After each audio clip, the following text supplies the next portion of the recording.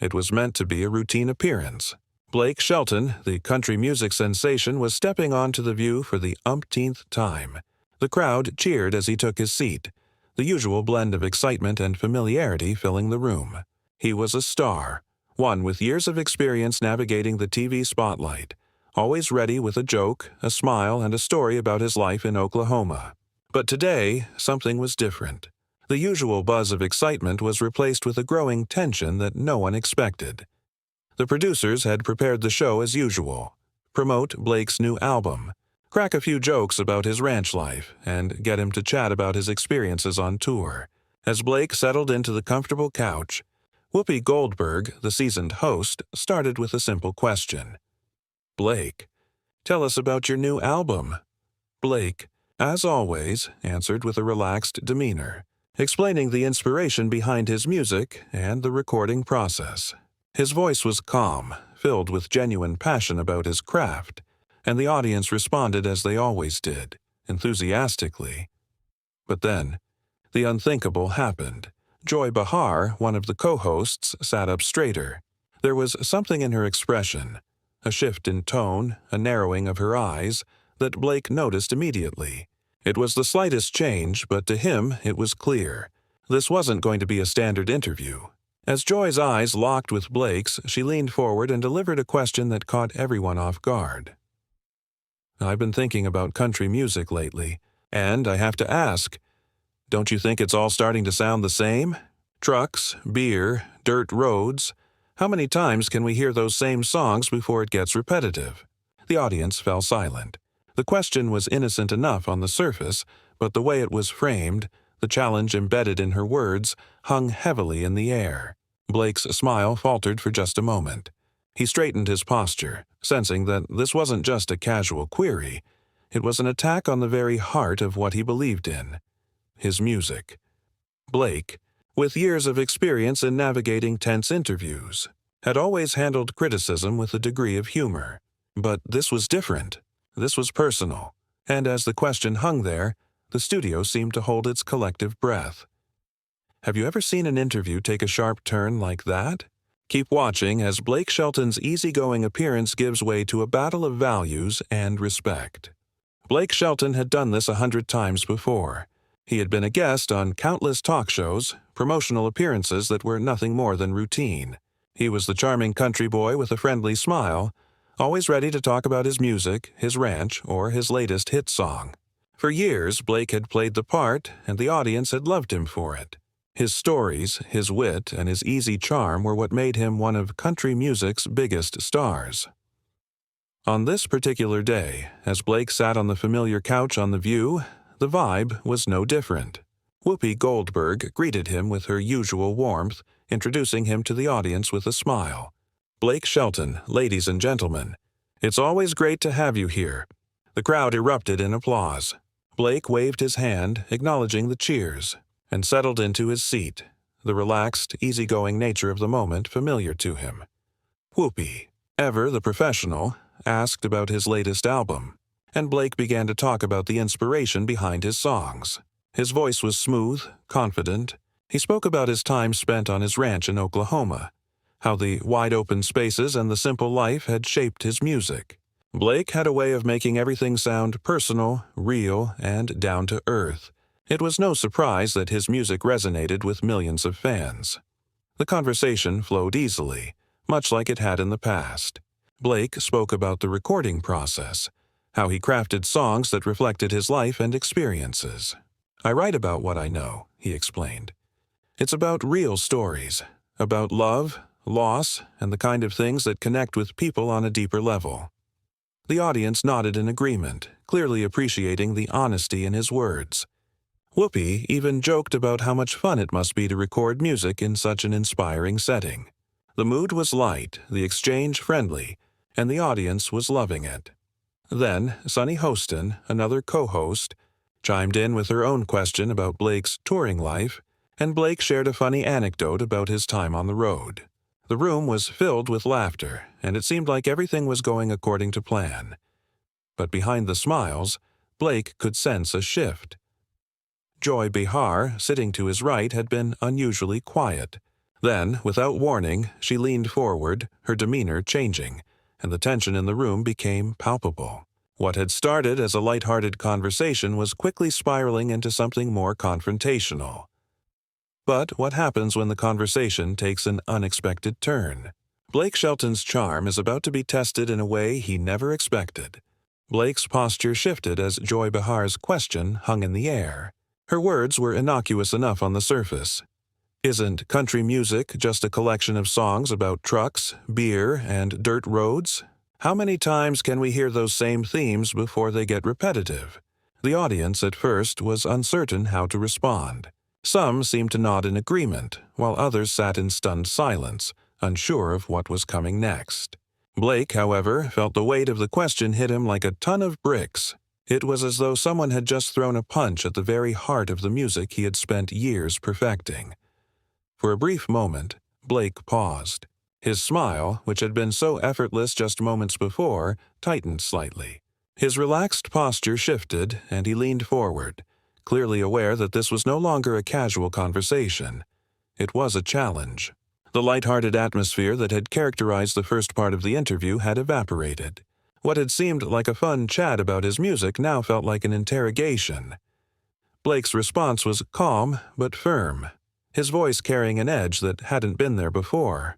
"Well, Joy," he began, taking a deep breath, "I think you're missing the point.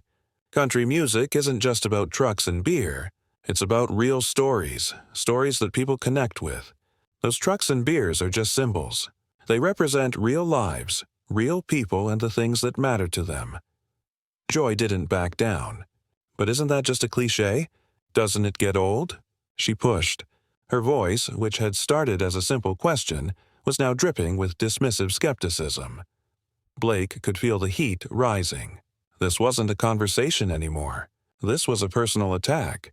He had spent over 2 decades in the music industry, crafting songs that had connected with millions of fans.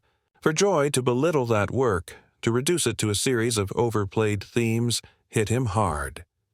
Was Joy simply offering criticism, or was this a veiled attack on Blake's entire career? The tension between them was now undeniable, and Blake wasn't about to let it slide. As Blake Shelton continued to absorb Joy Behar's challenge, the room grew increasingly tense. His initial attempt to respond with grace had failed. The calm that he had cultivated for years in interviews was being replaced with a sharpened edge of frustration. His voice was still controlled, but his words now carried weight, words that spoke to the very core of who he was as an artist. "Real musicians?" Blake repeated, his voice cutting through the silence. His eyes fixed on Joy, steady and unwavering. "Joy, I've been in this business for over 20 years. I've written songs that resonate with people during their happiest and most painful moments. I've had fans tell me that my music helped them get through their hardest times, through divorces, the death of loved ones, through everything life throws at you. So, yeah, I'd say that's real." The audience shifted in their seats. Blake's words, raw and real, hit home for many who had found solace in his music. But Joy was not satisfied. She wasn't ready to accept Blake's explanation of the importance of his work, especially not when it didn't fit her definition of real art. "Oh, please," Joy shot back, leaning forward even more, her tone dripping with sarcasm. "You're just packaging the same thing over and over and selling it to people who don't know any better. It's not art, it's just commerce. You're a brand, not an artist." Blake's jaw clenched. The dismissiveness in her tone stung. This wasn't just an argument about music anymore. It was about the value of his work, his identity as an artist, and his place in the broader cultural conversation. The word brand echoed in his mind like a slap across the face. How dare she reduce his life's work to a mere product, something disposable and manufactured? A cold smile appeared on Blake's face as he leaned forward, matching her intensity. "A brand," he said, letting the word linger in the air, heavy with meaning. "That's interesting coming from someone who's built an entire career on saying controversial things just to get ratings." The studio had gone silent. The tension between the two was palpable, as if the very air was charged with a fierce energy. The other hosts exchanged uncomfortable glances. Whoopi's face betrayed her uncertainty, and even Sunny, who had been quiet up to this point, shifted in her seat. They had seen celebrity interviews turn awkward before, but this was something else entirely. Blake's calm facade had shattered, and in its place stood a man willing to fight for the respect he believed his music and his audience deserved. Blake didn't stop there. He continued to call out Joy's hypocrisy, pointing out the contradictions in her criticism. "You're sitting there, talking down to me and my fans, all while you sit behind this desk, reading from a teleprompter. You criticize people like me who are out there making music, making a real impact in the world. But what do you really create?" His voice was growing more intense with each word. "You tear people down because they don't fit into your narrow worldview." The room seemed to hold its breath, waiting for Joy's response. But this wasn't just about the words anymore. This was a battle of ideologies, of values, of respect, of culture. With the gloves off and the stakes higher than ever, Blake Shelton is about to prove he's not just a country singer, he's an artist fighting for his place in the world. As the tension between Blake and Joy escalated, there was no going back. The playful banter that had defined the beginning of the interview was gone. The walls between the two co-hosts had come down, and what had started as a debate about country music was quickly morphing into a deep, personal confrontation. And Blake, never one to back down when it came to defending his art and his values, was digging in. The moment Joy had called him a brand, not an artist, something in Blake snapped. It wasn't just an insult to his music, it was an insult to everything he stood for. He'd built his career from the ground up, spent decades crafting songs that resonated with millions. To have someone dismiss that work so casually was something he couldn't let slide. "A brand, huh?" Blake repeated, his voice low and almost taunting. "So, you think what I do is just a marketing scheme? That everything I've worked for, every lyric, every note, every concert, is just a product on a shelf? You know, that's rich coming from someone whose entire career is built on saying whatever will get the most clicks, whatever will make the headlines." The words hit with precision, aimed directly at Joy's own brand of sensationalism. Blake wasn't just defending country music. He was defending the authenticity that came with creating something meaningful, something that went beyond the superficial. He wasn't just a brand, he was an artist, and his art mattered, especially to the millions who found solace in it. Joy's face flushed with anger, but she wasn't done. "You're taking this way too personally," she snapped. "I'm not questioning your fans. I'm questioning the quality of your music. It's formulaic. It's shallow. It's not art, it's an assembly line of cliches, and you're selling it to people who don't know better." Blake leaned back in his chair, taking a moment to collect his thoughts. The world outside this studio had its own set of problems, and it was clear that Joy saw his music as a distraction, as something trivial. But for Blake, this wasn't about selling records, it was about telling stories that resonated with real people. "You want to talk about formulaic?" Blake asked, his voice steady but firm. "You think this is formulaic? Let's talk about the formula that's used in talk shows like this one, where you pick someone you don't agree with, throw them under the bus, and then act like you're some kind of truth teller. That's your formula. It's not original. It's just mean." Joy recoiled slightly at the jab. The cameras were rolling, but the audience could feel the shift. This wasn't just a confrontation between two celebrities, it was a cultural clash. And Blake wasn't about to let Joy's dismissive words go unanswered.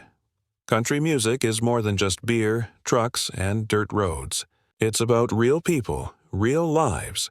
It's about connecting with an audience on a level that people like you will never understand, because you don't see them. You don't care about them. As the stakes rise and emotions boil over, Blake Shelton's not just defending his music, he's defending the very people who make it all possible. As the interview raged on, it became clear that what was happening wasn't just a disagreement over music. It was a full-scale cultural clash. Blake Shelton, the country music icon, had become the representative of an entire demographic that had long been marginalized in mainstream media. And Joy Behar, with her criticisms of his genre, had become the voice of the elite who looked down on the very people Blake's music represented. The conversation was no longer about lyrics, melodies, or musicality. It was about values, values that seemed worlds apart. Blake had been on the receiving end of this kind of cultural dismissal for years. Country music, which had started as a reflection of rural American life, was now being attacked as shallow, predictable, and formulaic by those who saw it as beneath them. "You want to talk about the art, Joy?" Blake's voice was a little sharper now. "Let me tell you about the art of connecting with people. It's not just about throwing out a catchy tune. It's about telling stories that matter to people who've lived through things, who've fought their battles, who find comfort in a song about a pickup truck or a broken heart. That's the art." Joy's eyes narrowed, her gaze sharp as a knife. "But why does it always have to be the same thing? Why does it have to be the same story over and over? Trucks, beer, dirt roads. It's lazy. It's nostalgia masquerading as art." Blake's expression grew serious. "Nostalgia? You call it nostalgia. I call it truth. People aren't listening to those songs because they want to pretend everything was better in the past. They're listening to them because those songs speak to their present. They speak to their lives. They speak to the struggles they face every single day. The divide between them had never been clearer." Blake wasn't just defending country music as a genre. He was defending a culture that was often dismissed, misrepresented, and ignored. A culture of people who didn't fit the coastal elite mold, who found joy in simple things: a cold beer, a country song, a life lived with authenticity. "People like you," Blake continued, "you sit in your bubble on the coasts and you look down on everyone else. You think that because we don't live the way you do, we don't deserve to have our stories told. But guess what? We do. Our stories matter." The audience was growing increasingly uncomfortable as they watched the conversation spiral into a confrontation of values. But Blake wasn't backing down. He wasn't going to let Joy's words dismiss the millions of people who found meaning in his music. This was about more than just a genre. It was about a way of life. The gloves are off, and Blake is taking the fight beyond music. This is about respect, identity, and culture. As the interview dragged on, the line between music and personal attack blurred completely. Blake Shelton, once the affable country singer, was now a man with fire in his eyes. His response to Joy Behar wasn't just about defending his music. It had evolved into a full-throated defense of the very people who loved his music and the culture that had nurtured it. Blake's voice, once calm and collected, was now tinged with anger. "What you're doing, Joy, isn't just about music," he said, his voice growing more forceful. "You're tearing down an entire culture.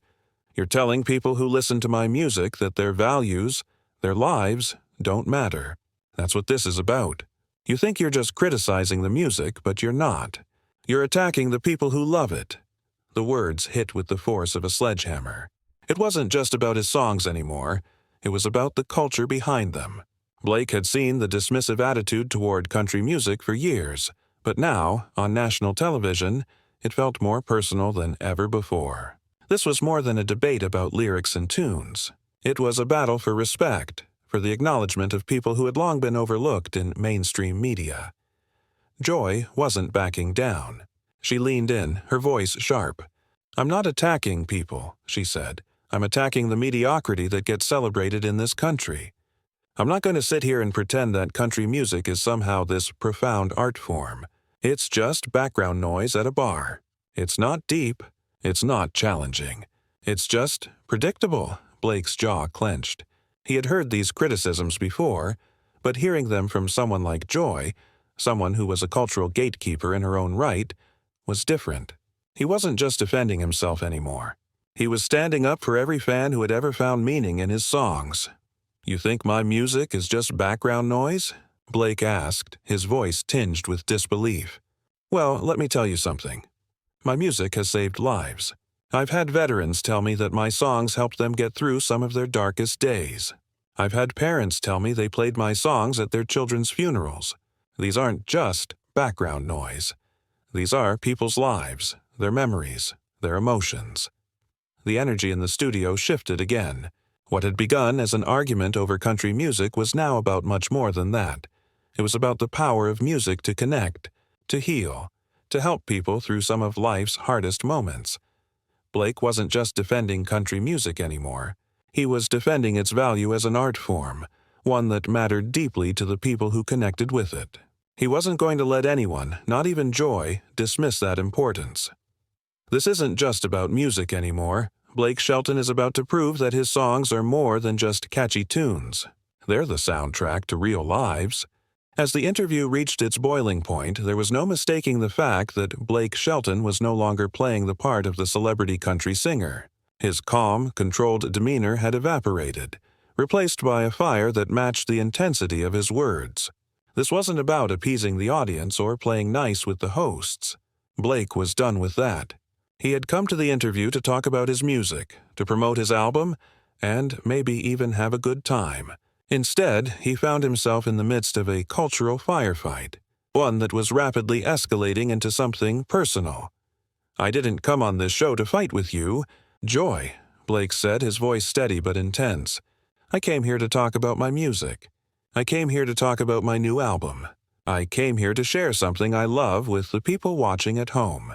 But instead, I've been ambushed. You didn't want to have a conversation about country music. You wanted to provoke me. And congratulations, you got your moment."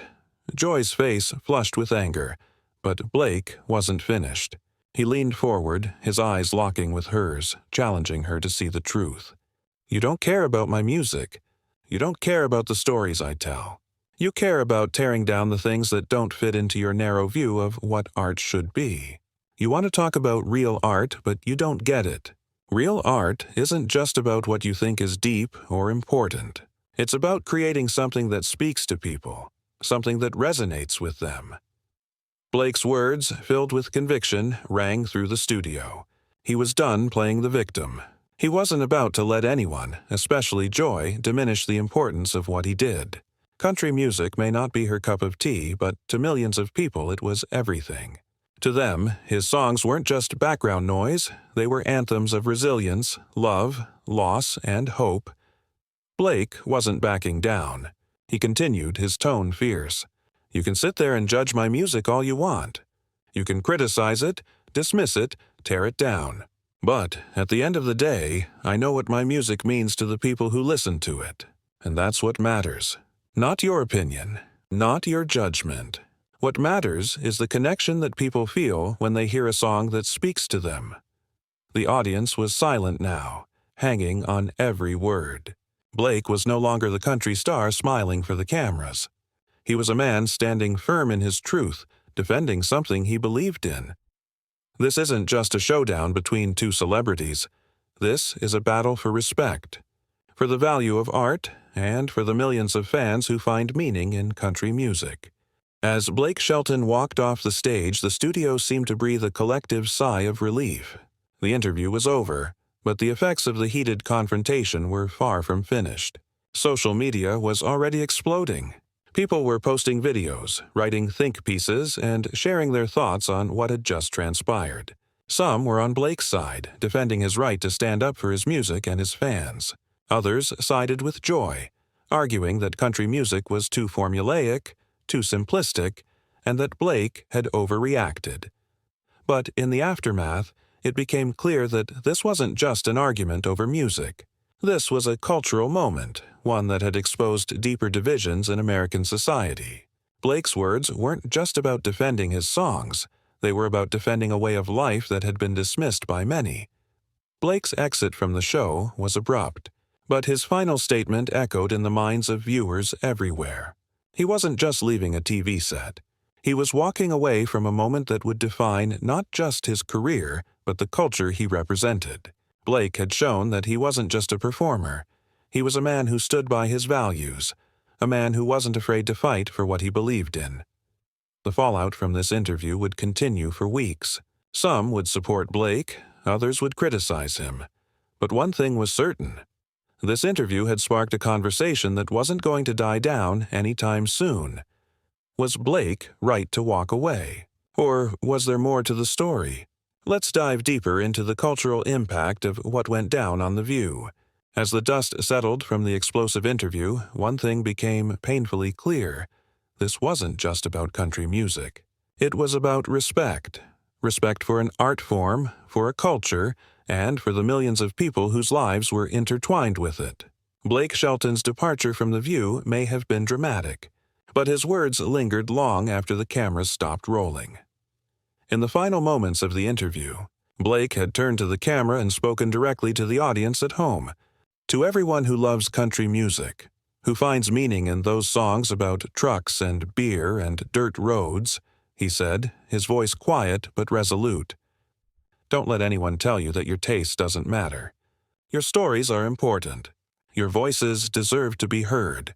Your culture is just as valuable as anyone else's. Blake wasn't just defending himself. He was defending the millions of fans who had found solace in his music, who had turned to his songs during the hardest moments of their lives.